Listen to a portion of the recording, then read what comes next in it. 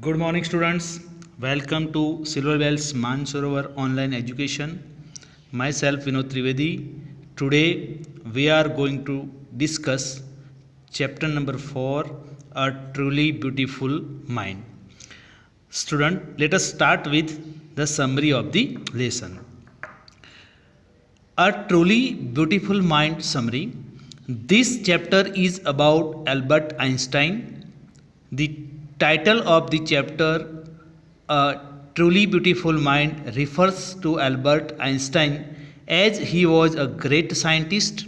Moreover, this chapter is a short biography of his where they highlighted some of his qualities. Also, the chapter shows Albert's interest in mathematics and physics and his ordinary human attributes. Generally, students, we see the people of science, they are more practical and they sometimes they do not take care in some subject like arts and all. But over here, we will see Albert Einstein has a special interest for art also. So, however, the title A Truly Beautiful Mind may let you wonder how scientist's mind can be beautiful. It is because in this lesson we get to know about another aspect of his life. There are two aspects, which one his attitude towards science and another one is his attitudes towards the life and art and everything. His other side that he believes in humanity. Moreover, he advocates world peace, non-violence his entire life. Okay, at the end of his life, he believed in non-violence. That is why the title refers to him as a truly beautiful mind. Truly beautiful mind, not only for because of his intelligence, but he was good person by nature also.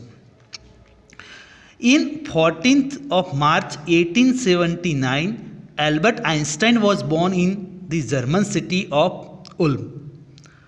Until the age of 2.5 years, he could not speak. And when he began to speaking, then he spoke every word twice, 2 times. In childhood, his playmates considered him to be boring. His childmates called him boring brothers.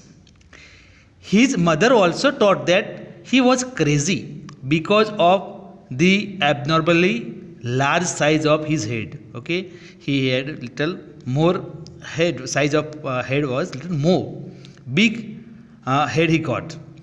The headmaster of his school regards him as stupid and a good for nothing. Okay, but then he proved all of them wrong. When he was at the age of 6, on his mother insistence, he learned to play the violin and became a skillful violinist. His family shifted to Munich when he was 15. But there he feels uncomfortable with the strict discipline of the school, so he left. After completing his schooling, he gets admission in the University of Zurich because of the atmosphere of in the university was more liberal and they accept new ideas and concepts. Besides, he has more interest in physics and mathematics. At the university, he met a fellow student, okay, Meliva Merrick. I am showing the picture. You can see the picture of Mileva. She was equally clever and intelligent. Afterwards, they married and had 2 sons. But unluckily, their marriage didn't last and they split in 1919. Subsequently, after finishing his education, Albert worked as a technical expert in the patent office at Bern. Pattern officer उसमें क्या होता है कि जो भी नए scientific invention होते हैं तो अपने नाम की जो पैटर्न बनानी होती है तब वो टेक्निकल एक्सपर्ट की फर्स्ट जॉब इन्होंने ली थी. Also there he secretly worked on his idea on relativity. He put out his paper on the special theory of relativity, which follows by the world popular equation E is equal to mc square. In addition, he also publicized his paper of general theory of relativity in 1915. This gave an absolutely new definition to the concept of gravity. Also, his theory makes him a famous figure. During the solar eclipse of 1919, his theory came out as accurate and changed physics. When Nazi came to power in Germany, he immigrated to the USA. You know Nazi because of Hitler. Okay, maximum scholar they moved in other corner of the world. He does so because he did not want his research and findings to be used for destruction. Further, when Germany discovered the principle of nuclear fission in 1938, he was the first person to write to the American president about danger of atomic bombs. Moreover, in 1945, when America threw down the atomic bomb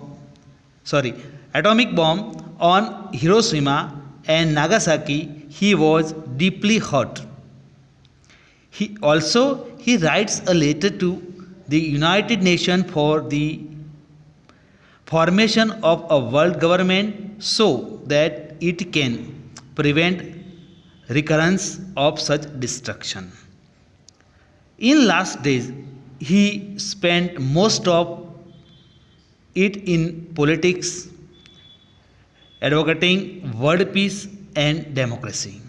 The great scientist died at the age of 76 in the year 1955.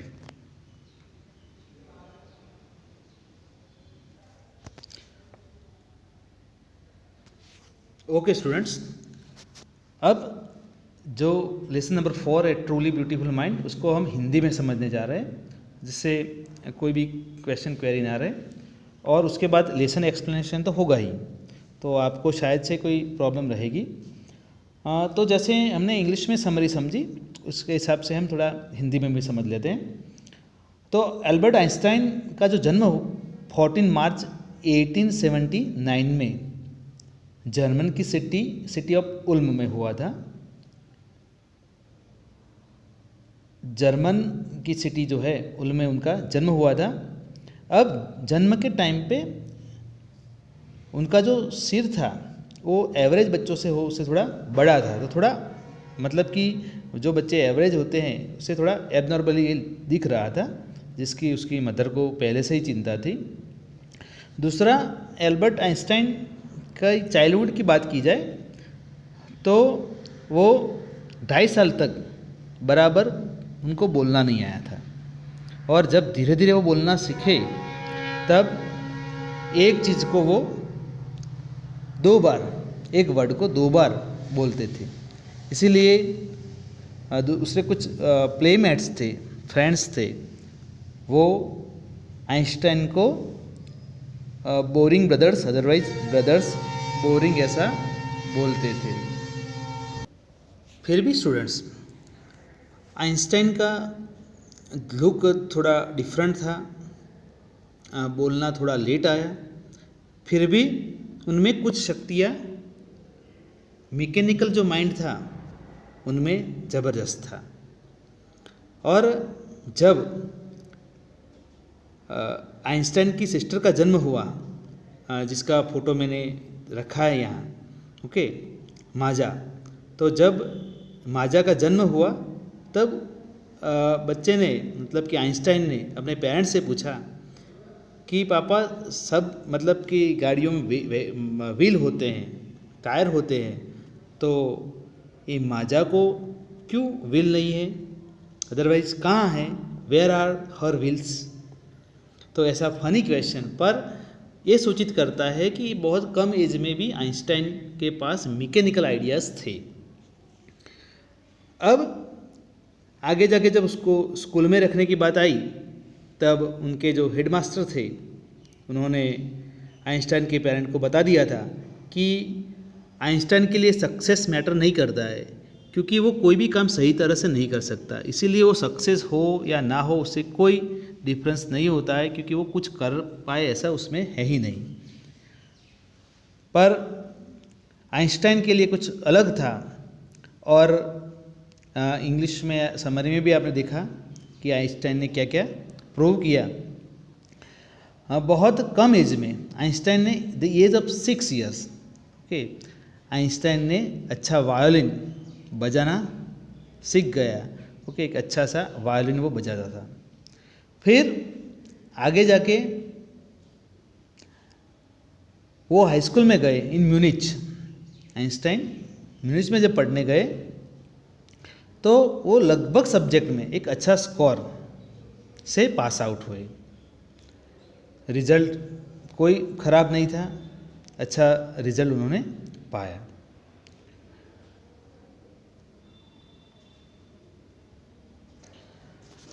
उनकी 15 साल की as में उनको लगने लगा था कि जो स्कूल में पढ़ रहे हैं म्यूनिच में, वो स्कूल सही नहीं है उनके लिए, उनका जो फ्यूचर है ये स्कूल से नहीं बन सकता।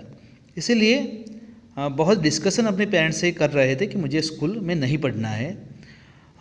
Because of some reason Einstein के पेरेंट्स को वो सिटी छोड़ के मिलान जाना पड़ा और आइंस्टाइन को कुछ टाइम के लिए उनके रिलेटिव्स के वहाँ रखा।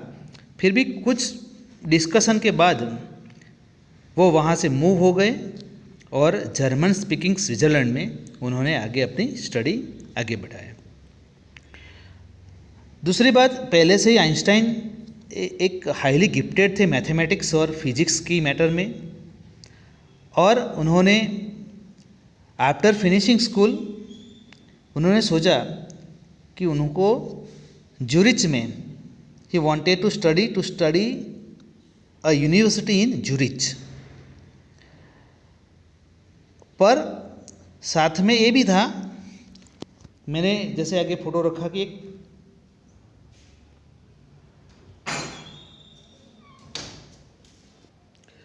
स्कूल का एजुकेशन ख़त्म करके आइंस्टाइन ने ज्यूरिच में एडमिशन लिया, यूनिवर्सिटी इन ज्यूरिच। वहाँ उनको एक फेलो स्टूडेंट्स मिलेवा मेरिक नाम की लड़की से फ्रेंडशिप हुई। दोनों का इंटरेस्ट साइंस में एक जैसा था। मिलेवा मेरिक भी स्टडी में आइंस्टाइन जैसे ही थी, इसीलिए उनकी फ्रेंडशिप आगे बढ़ी। धीरे धीरे दोनों एक दूसरे को पसंद भी करने लगे। तो एक इंसिडेंट ये भी यहाँ आता है।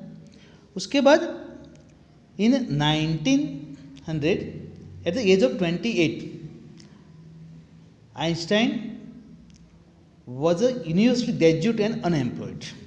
आइंस्टाइन थे, वो ग्रेजुएशन उन्होंने ख़त्म कर दिया था, कॉलेज ख़त्म कर ली थी, पर क्या थे, अनएम्प्लॉयड थे, उनके पास कोई जॉब नहीं थी। तो स्टार्टिंग में उन्होंने टीचिंग असिस्टेंट बन के प्राइवेट लेसन देना चालू किया, ट्यूशन जैसा काम चालू किया। और 1902 में टेक्निकल एक्सपर्ट की उनको जॉब मिल गई इन पेटेंट ऑफिस इन बैर्न में उनको एक जॉब मिल गई, जिसमें उनको दूसरे जो साइंटिफिक इन्वेंशन करते हैं और उसकी पैटर्न जो बनती है बनाने के लिए एक टेक्निकल एक्सपर्ट रखना पड़ता है, अदरवाइज वो सही है सारी चीज़ चेक करने के लिए। तो ऐसी एक उनको स्टार्टिंग में जॉब मिल गई। उसके बाद तब जॉब चालू थी, उस टाइम ही उनका जो रिसर्च है स्पेशल थियोरी ऑफ रिलेटिविटी उस पर चालू ही था, साथ में जॉब के साथ वो काम करते रहते थे। एक्चुअली सब्जेक्ट फिजिक्स का है, साइंस में आपको ज़्यादा अगर सर से पूछोगे तो ज़्यादा पता चलेगा, पर फिर भी मुझे जो पता है आपको मैं ट्राई करता हूँ। तो टाइम एंड डिस्टेंस की बात यहाँ की गई है कि जिसे सपोज दो वॉच ली हो या क्लॉक ली हो और दोनों को कोई दो अलग अलग साइड पे भेजा गया हो और फिर वो वापस एक थोड़ी ज़्यादा स्पीड से मतलब जर्नी कर रही है, कोई वॉच को लेके आप कोई मूव करवाओ और एक थोड़ी धीरे से जा रही है आगे, और फिर वही वो पॉइंट ऑफ प्लेस आती है तो वो टाइम अलग अलग बताएगी। तो ये एक उनका एक रिसर्च था। उसके बाद उन्होंने फॉर्मूला दी E=m²। अब ये एजुकेशन के साथ साथ उनके मतलब वो फिजिक्स और मैथमेटिक्स के जो बहुत सारे प्रॉब्लम सॉल्व कर रहे थे, साथ में उनकी लाइफ में पर्सनल लाइफ में भी प्रॉब्लम स्टार्ट हुए थे, और वो स्टार्ट हुए थे मिलेवा के लिए। मिलेवा से उनको शादी करने की इच्छा थी, आइंस्टाइन उनको पसंद करते थे, पर आइंस्टाइन की मदर को मिलेवा पसंद नहीं थी। उसका ये रीज़न है कि वो 3 साल बड़ी थी आइंस्टाइन से, और उसके बाद दूसरा एक रीज़न था वो भी बुकिश थी। बुकिश मतलब आइंस्टाइन भी मतलब बुक के साथ जुड़े रहते थे और मिलेवा भी उनके फील्ड की थी, इसीलिए उनको लगता होगा मदर को कि ये आगे जाके दोनों ही मतलब बुक को सही काम करेंगे और जो सोशल लाइफ होती है वो अच्छी तरह से जी नहीं पाएंगे। एक रीज़न ये हो सकता है, पर फिर भी उन्होंने 1903 में शादी कर ली। उसके बाद उनको 2 बेटे हुए, पर अनलकीली उनकी जो लाइफ है वो आगे चली नहीं। ओके, क्योंकि मिलेवा थी वो जो एक्सपर्ट थी, अदरवाइज क्लेवर थी, वो धीरे धीरे ना रही because of the responsibility of children. Okay, और दोनों में जो कॉम्प्रोमाइज़ करने की और जो एबिलिटी थी वो कम रही, और आगे जाके वो एक डिसीजन पे आए, वो डिवोर्स। उन्होंने 99 में डिवोर्स ले लिया। ये सारी चीज़ें हम लेसन में तो समझेंगे, पर जस्ट मैं आपको बता रहा हूँ। तो एक साइंस के साथ उनकी पर्सनल लाइफ 1990 में वो दोनों ने डिवोर्स ले लिया। अब उसके बाद Einstein married his cousin Elsa, नाम याद रखना, एल्सा, द सेम ईयर। मतलब 1919 में उन्होंने डिवोर्स लिया और वही साल में उन्होंने एल्सा से मतलब आइंस्टाइन ने शादी करी। उनकी कजिन एक्चुअली क्रिश्चियन है दोनों, तो उनमें ये शादी होती है। उसके बाद आइंस्टाइन 1915 में उन्होंने एक थ्योरी पब्लिश की, जनरल थियोरी ऑफ रिलेटिविटी, और ये थियोरी से जो ग्रेविटी की इंटरप्रिटेशन थी वो पूरी थोड़ी चेंज हो गई। और an eclipse of sun in 1919 brought proof that it was accurate. और 1919 में उन्होंने जो इक्लिप्स के रिलेटेड इंफॉर्मेशन दी वो एकदम सही रही। और 1921 में आइंस्टाइन को नोबेल प्राइज़ फॉर फिजिक्स मिला। तो ये उनका साइंटिफिक अचीवमेंट हम बोल सकते हैं। अब ये सारी अचीवमेंट के बाद इन 1933 में जब नाजी पावर में आए, हिटलर पावर में आए, तब बहुत सारे साइंटिस्ट ने और जो वहाँ के जो लोग थे रहते थे और यूरोप में, उन्होंने वहाँ से मूव करना स्टार्ट किया, क्योंकि उनको पता था, अपने एसएस में पढ़ा होगा कि हिटलर का जो कामकाज कैसा था, अदरवाइज हिटलर कैसे प्रेशराइज करके लोगों से काम निकलवाता था। और आइंस्टाइन के पास बड़ा सा दिमाग था साइंस के रिलेटेड, तो उनको डर था कि कहीं उनको प्रेशराइज करके कोई ऐसा एटॉमिक वेपन्स ना बना दे उनसे, और वो अच्छे के लिए यूज़ नहीं होगा, वो डिस्ट्रक्टिव के लिए यूज़ होगा, उनको पता था। इसीलिए जब नाजी जर्मनी में पावर में आए 1933 में, तो उन्होंने अमेरिका माइग्रेट हो गए और उनको डर लगने लगा था कि कोई ऐसा एटॉमिक वेपन बन सकता है जो बड़ा सा नुकसान कर सकता है। इसीलिए उन्होंने एक letter American president Franklin D Roosevelt को लिखा। ओके, और वो कब लिखा था?